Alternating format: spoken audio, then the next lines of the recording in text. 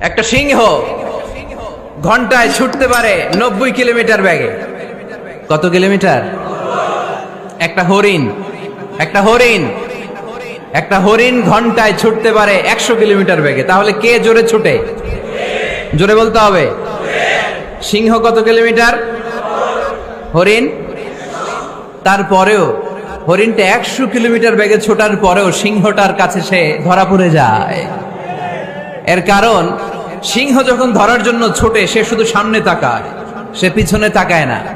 আর হরিণ 100 কিলোমিটার বেগে ছোটার পরেও সে ধরা খেয়ে যাবার ভয়ে বারবার পেছনে তাকায়।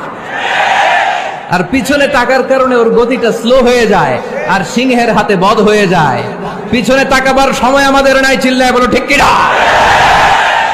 আমরা অহংকার শিখি নাই, আমরা হিংসা শিখি নাই, আমাদের বুকে আছে বুক ভরা ভালোবাসা।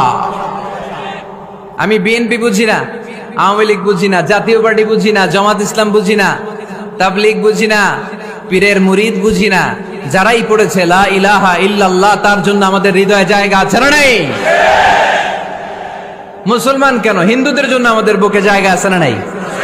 হিন্দু ভাই যদি বলে আমি পড়বো আশহাদু আল্লা ইলাহা ইল্লাল্লাহ ওয়া আশহাদু আন্না মুহাম্মাদ রাসূলুল্লাহ, তার জন্য আমাদের দরজা খোলা আছে না নাই? This is the beauty of Islam. এটা ইসলামের সৌন্দর্য, এটা অনেকে বুঝতে চায় না। আল্লাহ আমাদেরকে সহিহ সমঝ দান করুক, আমরা পড়ি আমিন।